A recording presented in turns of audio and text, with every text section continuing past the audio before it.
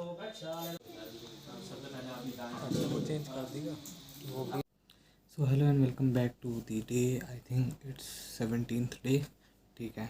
और मैंने पिछले आई थिंक 2 दिनों से ज़्यादा कुछ नहीं करा, क्योंकि घर में तुमने देख लिया होगा starting of the semi log घर में कुछ फंक्शंस थे। इस वजह से फंक्शंस क्या हवन ववन करवाया था, इस वजह से मेरी पढ़ाई नहीं हो पाई। मैंने सोचा था मतलब उस हिसाब से नहीं हो पाई, एज ए डेली रूटीन जितना मैं पढ़ता हूँ 6 घंटे उतनी नहीं हो पाई, कम हुई, ठीक है। तो थोड़ा सा उसका डिसअपॉइंटमेंट है।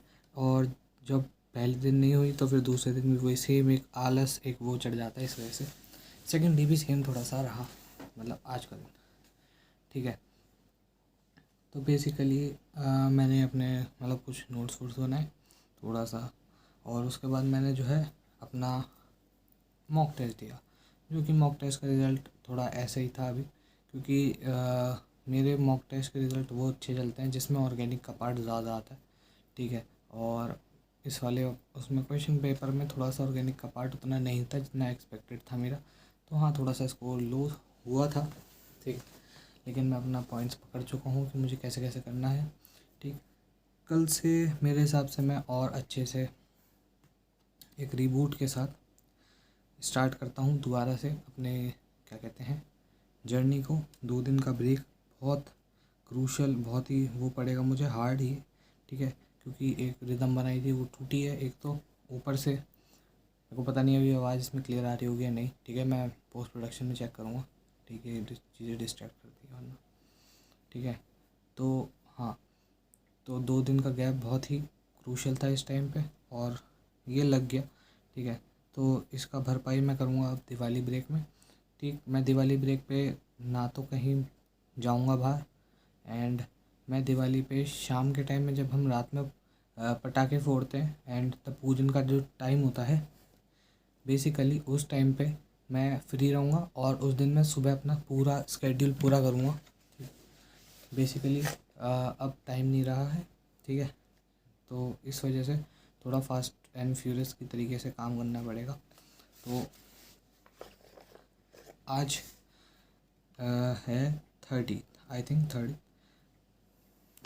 मतलब अभी तो रात के 12 के ऊपर हो गए हैं, अभी आई थिंक 1:30 बज रहे हैं या उनसे उससे ज़्यादा।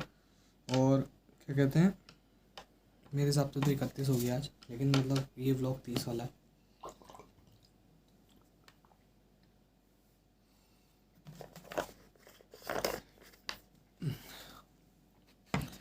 बस हाँ, मैंने थोड़ा सा बल्किंग फेज़ भी स्टार्ट कर रखा था, सो उसके अबाउट जो है अपडेट्स, मैंने जो है बल्क कर लिया है। कितना केजीज़, मैं अराउंड 70 to 72 केजीज़ पे खेल रहा था, एंड अब मेरा जो वेट हो चुका है वो हो चुका है 77 पॉइंट समथिंग केजीज़। तो हाँ, बल्क थोड़ा अच्छा, मतलब कह सकते हो थोड़ा ज़्यादा डर्टी बल्क टाइप है, क्योंकि उतने मसल मास गेन नहीं हुआ मेरे हिसाब से जितना मेरे को चाहिए था, फैट ज़्यादा गेन हो गया है, ठीक है। सो बेसिकली इसे भी मैं कट करूँगा इन द नो नट नवंबर, ठीक है। नवंबर के टाइम में कट करूँगा जहाँ तक है, क्योंकि मेरे को अभी 80 केजीज़ मेरा वो था गोल कि मैं बल्क में 80 केजी जाऊँगा, उसके बाद ही कट करूँगा। सो अप्रॉक्स 3 केजीज़ और बढ़ाना है, ठीक। उसी की वजह से थोड़ी सी मेरे जो है डाइजेशन में थोड़ी सी पेट में गुड़गुड़ भी हो रही है, क्योंकि मैं पता नहीं क्यों मेरे ना एपेटाइट बढ़ चुकी है एक तरीके से। जब मैं रोज़ ज़्यादा खा रहा था ना थोड़ा थोड़ा, तो उससे एपेटाइट बढ़ गई है, तो इस वजह से भी। तो मतलब मेरे को शोल्डर में राउंडनेस, ठीक है, शोल्डर वाइड होते दिखाई दे रहे हैं, बाइसेप में पम्प, बाइसेप पे वाइडनेस, ठीक। ऊपर से ट्राइसेप भी अपना हार्डन अप हो रखा है, ठीक है। चेस्ट अगर तुम दिख रही होगी इसमें, तो चेस्ट टाइटन अप हो गई है, चेस्ट बाहर को आ गई है, अपर चेस्ट दोबारा से, ठीक है। और हाँ, फैट बढ़ा है क्योंकि मैं थोड़ा सा मैं लीन बल्क पे नहीं था, मैं डर्टी बल्क ही कर रहा था बेसिकली, क्योंकि मेरे को अगला मतलब जब ये मैं कट करूँगा तो मैं मस्कुलर ट्रेनिंग ना करके, मतलब वेट ट्रेनिंग ना करके, मैं एक्सप्लोसिव ट्रेनिंग और थोड़ा सा अपने स्टेमिना और उस पर ज़्यादा ध्यान दूंगा, बॉडी की फ्लेक्सिबिलिटी। और जब मैं कार्डियो करूँगा तो वही थोड़े से वो करूँगा। तो चलो अब आते हैं पढ़ाई की बात पे, ठीक है। मेरे को 2 दिन का रिग्रेट हो रहा था, ठीक है, लेकिन कोई रिग्रेट करके कोई फ़ायदा नहीं, ठीक है। हम फॉलो करते हैं स्टोइज़म के कॉन्सेप्ट को, ठीक। अब जो हो गया उसके बारे में आगे क्या कर सकते हैं, ठीक वो सोचना है। हमें रिग्रेट नहीं करना है इस टाइम पे। मैंने रिग्रेट करके बहुत टाइम वेस्ट करा है पहले, ठीक है। मेरे जब टेस्ट में नंबर नहीं आते थे तब मैं बहुत रिग्रेट करता था, कह सकते हो एक थोड़ा सा डिप्रेस टाइप का हो जाता था, क्योंकि मैं तैयारी करके जब टेस्ट देते हो तुम, ठीक है, तो होता है कभी कभी, ठीक है, मेरे साथ तो होता था। तो उस टाइम पे मैंने बहुत टाइम वेस्ट करा है, पूरा पूरा दिन ख़त्म हो जाता था इसी वजह से पढ़े पढ़े कि यार आज टेस्ट बेकार गया है।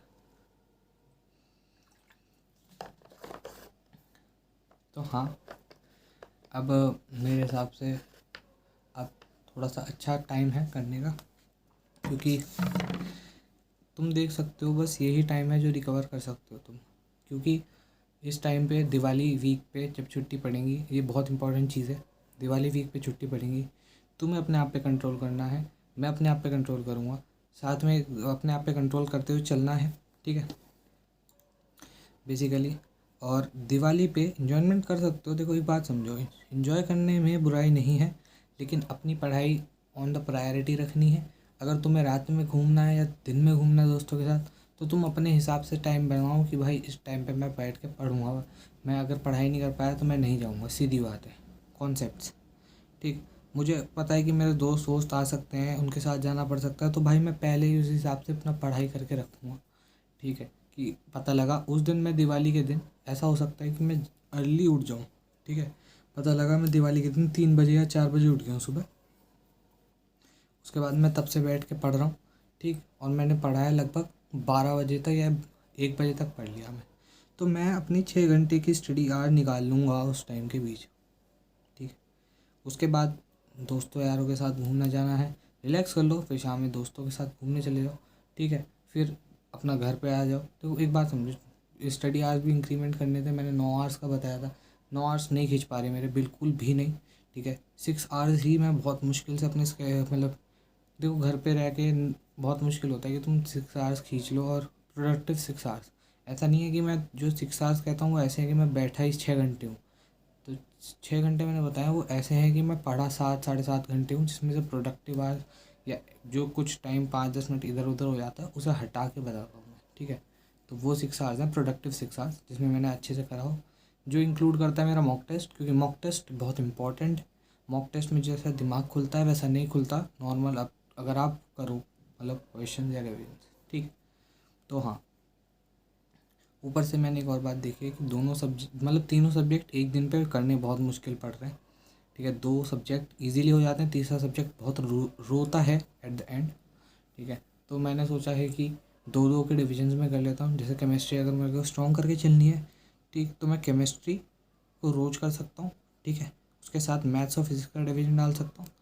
वरना तो अगर देखो मैथ्स और फिजिक्स को प्रायोरिटी रखना थोड़ा सा मेरे हिसाब से भी बेवकूफ़ी होगी, मेरे हिसाब से केमिस्ट्री थोड़ा सा कर लेना चाहिए, केमिस्ट्री को ज़्यादा, ठीक है। फिजिक्स और मैथ्स कब धोखा दे जाए पता नहीं लगता, केमिस्ट्री फिर भी एक बारी को ठीक रहती है, इस वजह से। तो हाँ, this was the update about past 2 days, ठीक। उसके अलावा आगे की मैंने डेज़ की अपडेट बताई हैं, ठीक। उसके अलावा तुम क्या कर सकते हो, मज़े करो यार, ठीक है, थोड़ी सी लाइफ एंजॉय करो, पढ़ो, साथ में प्रायोरिटी पढ़ाई को दो, मज़े बाद में आने चाहिए, सीधी बात है, ठीक है। मैं सच बताऊँ, मैं पूरे दिन बैठ के फ़ोन चलाता हूँ, ठीक है, यूट्यूब देखता हूँ, और मैं क्लैश रॉयल खेलता हूँ, ठीक है। बट द थिंग इज़ जब मैं पढ़ने बैठता हूँ तो मैं पढ़ने बैठ गया हूँ, मेरे को कोई डिस्ट्रैक्शन नहीं है, ना कोई कुछ है, ठीक है, फाइन। अगर मैं पढ़ने बैठ गया हूँ तो बस दैट्स द पॉइंट कि मैं पढ़ रहा हूँ बस, अब मेरे को कोई कुछ और काम नहीं करना, ठीक है। अगर मैं पढ़ने बैठा हूँ रात में तो मेरे को फ़ोन से डिस्ट्रैक्शन नहीं होनी चाहिए, मैं पूरे रात बैठ के पढूँ।